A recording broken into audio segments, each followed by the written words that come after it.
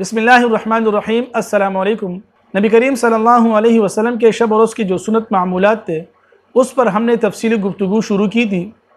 آج کی جو نشست ہے اس میں ہم بات کریں گے کہ جب انسان صبح سویرے وضو سے فارغ ہو جائے تو فجر کی نماز باجماعت ادا کرنے کے لیے مسجد کو چلے۔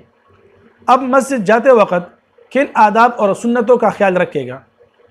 تو انسان کو چاہیے کہ گھر سے باوضو ہو کر نکلے، گھر سے نکلتے وقت نماز کی نیت کرے، اور جب گھر سے نکلے تو یہ مسنون دعا بھی پڑھے، بسم اللہ توکلت علی اللہ ولا حول ولا قوت الا باللہ۔ پھر راستے میں باوقار انداز سے چلے اور قدر چھوٹے قدم رکھتے ہوئے چلے، کیونکہ انسان کے قدم کے نشانات لکھے جاتے ہیں اور ہر قدم پر ثواب ملتا ہے۔ پھر جب مسجد پہنچ جائے تو سب سے پہلے بایاں پاؤں جوتے سے نکال کر جوتے کے اوپر رکھ دے، پھر دایاں پاؤں جوتے سے نکال کر مسجد میں داخل ہو جائے اور یہ مسنون دعا بھی ساتھ پڑھ لے، اللہم افتح لی ابواب رحمتک۔ اذان کا جواب دینا بھی سنت ہے۔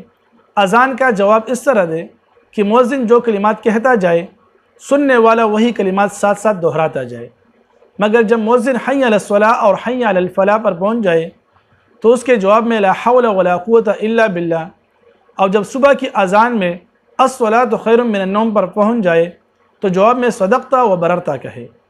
پھر کوشش کرے کہ سب پہلی صف میں بیٹھ جائے، صف اول کا اہتمام ہو، اور اس کا طریقہ یہ ہے کہ سب سے پہلے امام کے پیچھے بیٹھ جائے، اگر وہاں پر جگہ نہ ہو تو امام سے دائیں طرف، اگر وہاں نہ ہو تو پھر بائیں طرف، اسی ترتیب میں دوسرے صف میں، پھر ترتیب وار تیسرے یا چوتھے صف میں بیٹھ جائے۔ پھر اذان اور تکبیر کے درمیان جو وقت ہے یہ دعا کی مقبولیت کا وقت ہے۔ ان اوقات میں انسان کو چاہیے کہ اللہ سے دعائیں مانگے۔ پھر فجر کی 2 رکعت سنتیں پڑھے کیونکہ ان کا ثواب بہت زیادہ ہے۔ پھر نماز کے انتظار میں بیٹھ جائے۔ جب تک انسان نماز کے انتظار میں بیٹھا رہتا ہے اس کو مسلسل نماز کا ثواب ملتا رہتا ہے۔ پھر جب نماز کا وقت ہو جائے تو سب سے پہلے صفے سیدھے کرے اور پھر خشوع وضو کے ساتھ نماز کو شروع کرے۔ اللہ تعالیٰ ان تمام سنتوں پر عمل کرنے کی توفیق عطا فرمائے۔ جزاکم اللہ خیر۔